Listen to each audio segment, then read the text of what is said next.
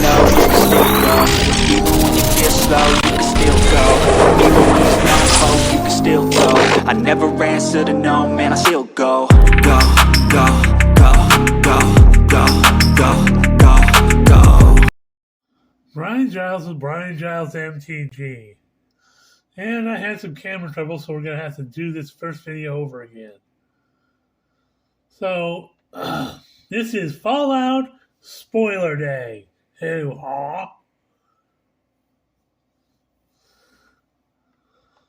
So, we got some basic lands, full art lands, the forest number 1, the forest number 2. Come on, scroll down so everyone can see. Mountain number 1.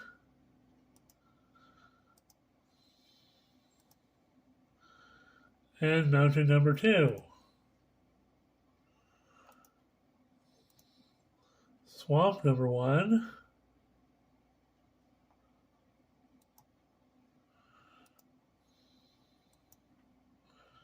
Swamp number 2. Island number 1.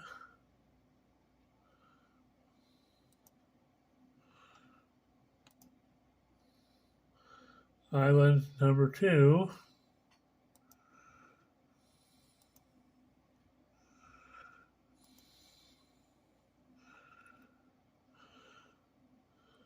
Plains number 1.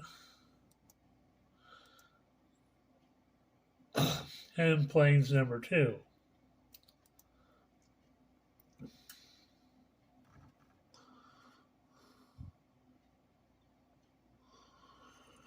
Okay, first up is we're starting off with the reveal cards that were revealed in the initial reveal of Fallout. So first up is Dogmeat.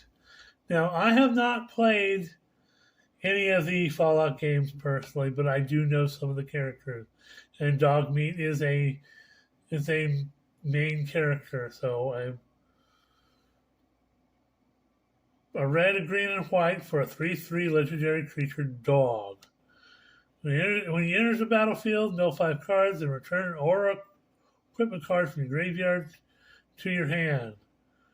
Whenever a creature you control that's enchanted or equipped, create a junk token, which is a new type of token.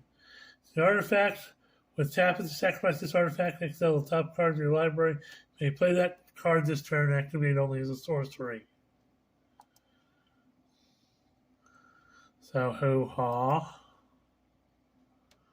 That's fun. The Wise Mothman. Another one of the commanders for the commander decks. So a black, a green, a blue, and 1 for a 3/3 insect mutant.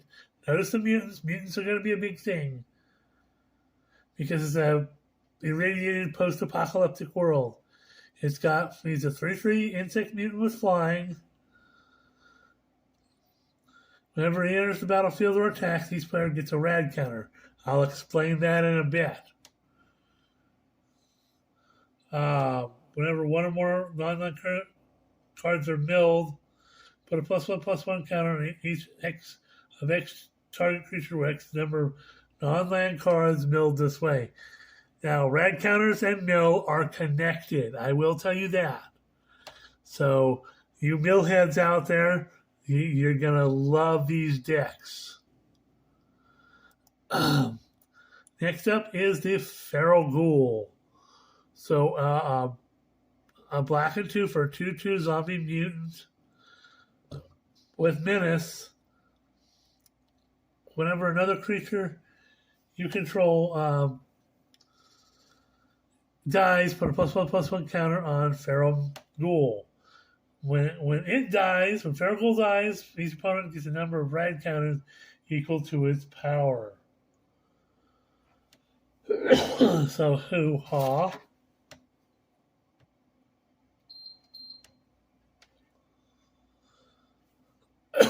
More rad counters.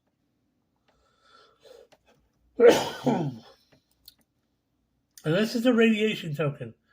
where your rad counters go. So at the beginning of your pre-combat main phase, if you have any rad counters, mill that many cards. For each non-land card milled this way, you lose a life and a rad counter.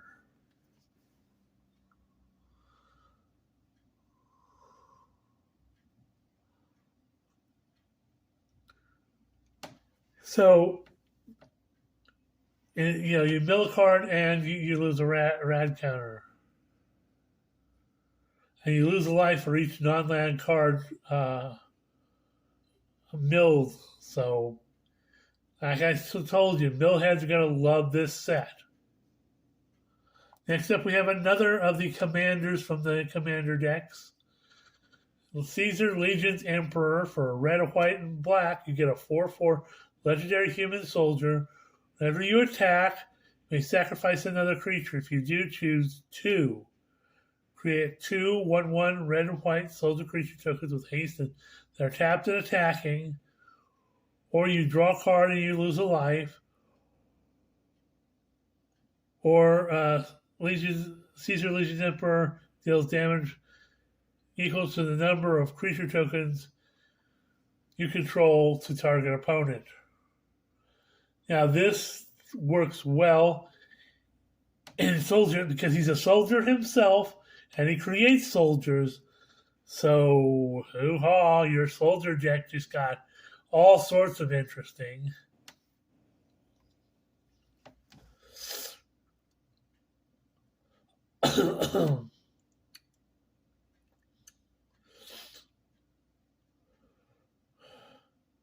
You get some card draw, and he can deal damage equal to the number of creature tokens you control. So, hoo-ha. Next up, we have Gary Clone.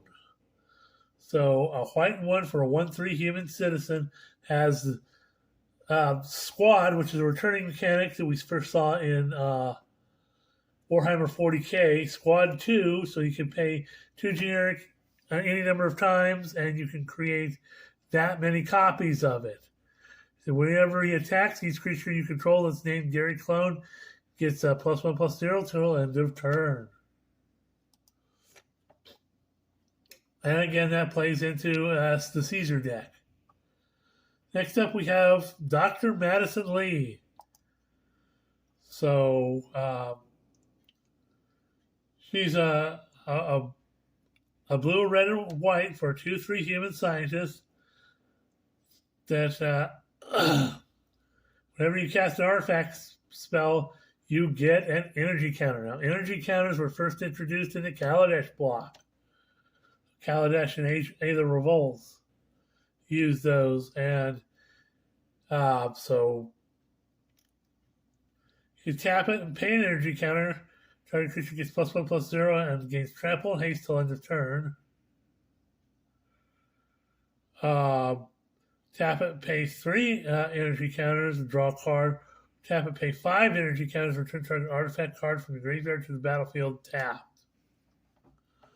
So she deals with a lot of artifacts and stuff and creating power suits and all sorts of other mechanized warfare stuff that's in the Fallout universe, which includes Rex the Cyberhound.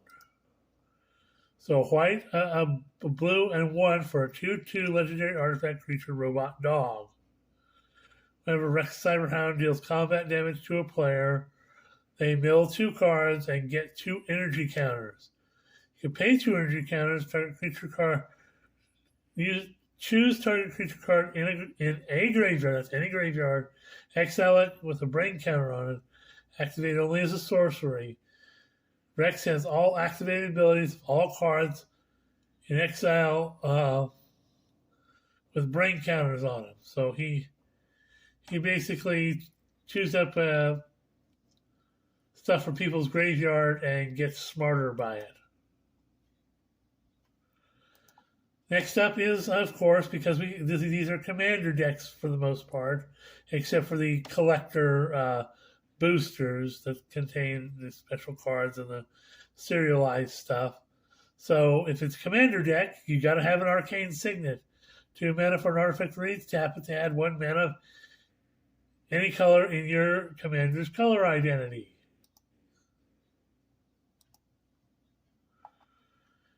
Of course, Crucible of Worlds, because you need more ramping of mana.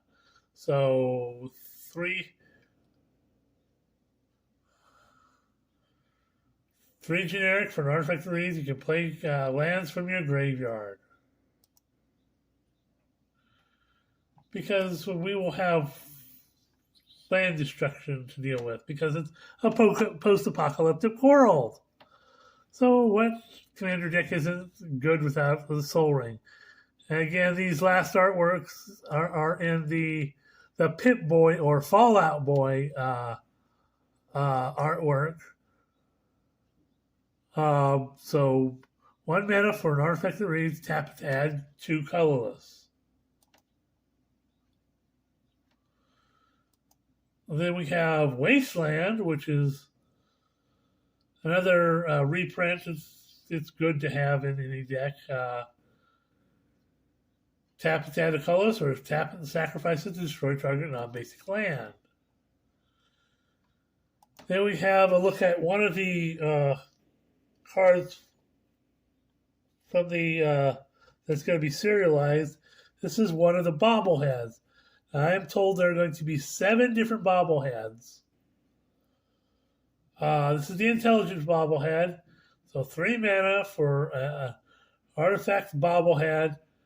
Tap it to add 1 mana of any color, or pay 5 and tap it to draw X cards, where X is the number of bobbleheads you control.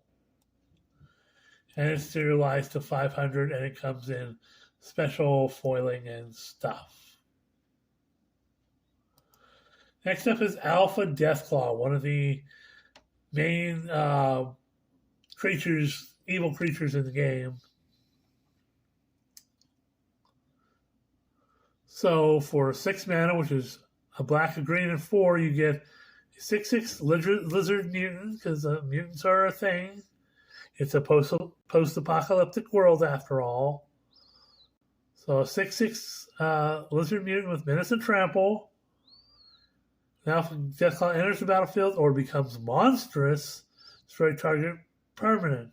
Ooh-haw. Monstrosity is another mechanic that's returning with this set. So pay 7, black, green, and 5, make it Monstrosity 4. So you can put 4+1/+1 counters on it, and it becomes monstrous. So it becomes a 10/10. Hoo-haw.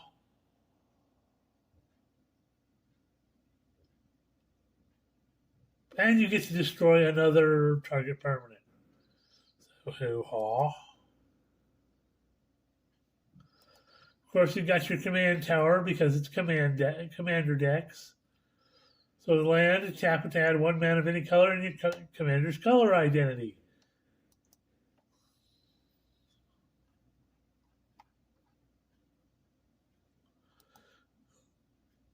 So next up we have VATS.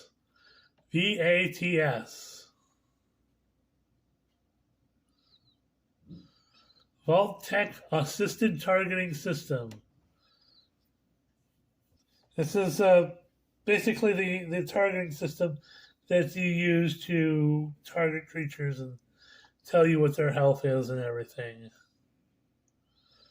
So for 2 black and 2, you get an instant that has split second, another old mechanic that is very powerful.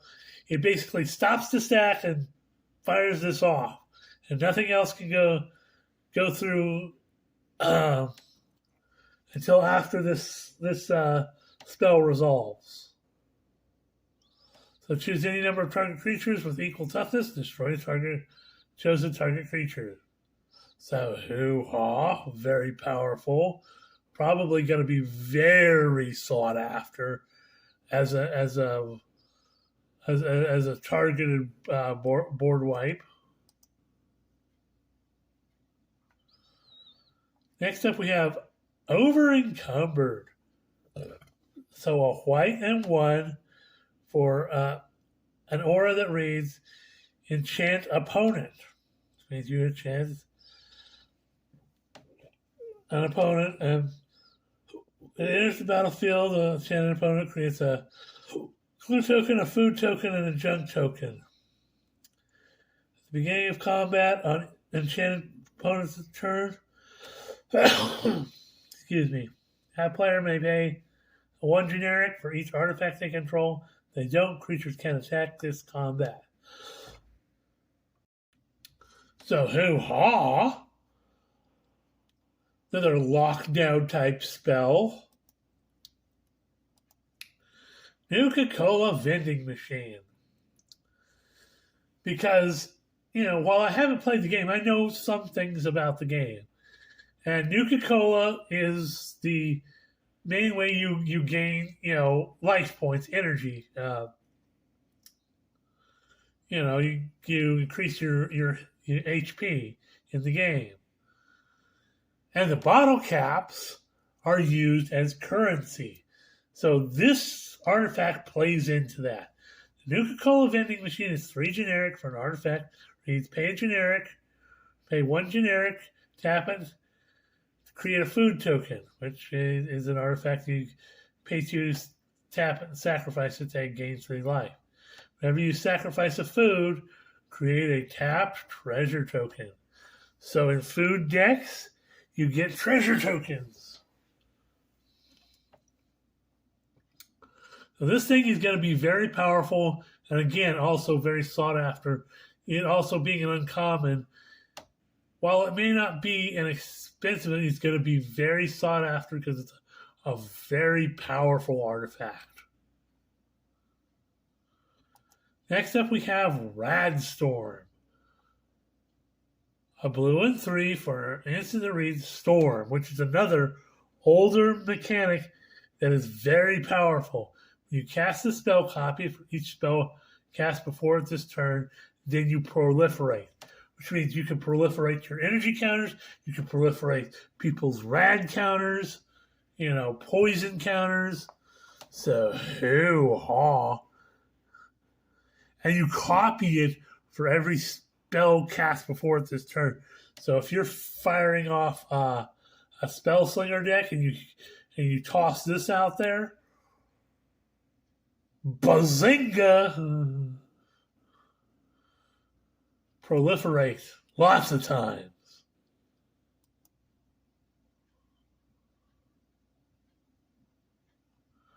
Next up is another one of the commanders of the commander decks. And Mr. House President CEO. For a red, a white, and a black, you get a 0/4 legendary artifact creature human. Whenever you roll a 4 or higher, create a 3/3 colorless robot artifact creature token. If you roll the 6 or higher, instead create that token and a treasure token. Pay 4, tap it, roll a 6-sided die plus an additional 6-sided die for each mana from treasures spent to activate this ability. Well, this works really well with the Nuka-Cola machine. It's, you're getting life and spitting out treasure tokens. And in red, there's a lot of stuff that makes treasures. So this deck is going to be fun. You can make this kind of like an altered Prosper deck. Hoo-ha.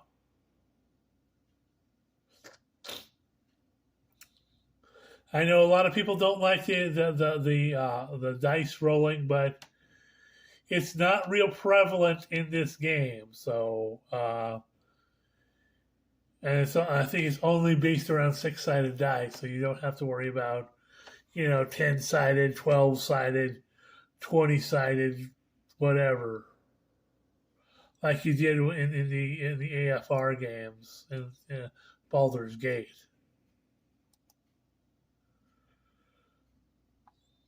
So next up is the Vault 101 birthday party. Excuse me. So this is another saga. A white and 3 for an enchantment saga. Chapter 1, you create a 1/1 white human solo creature token and a food token. In chapters 2 and 3, you may put an aura equipment card from your hand or graveyard onto the battlefield. If an equipment was put onto the battlefield this way, you may attach it to a creature you control. So, aura and enchantment decks are going to get a big boost from this card.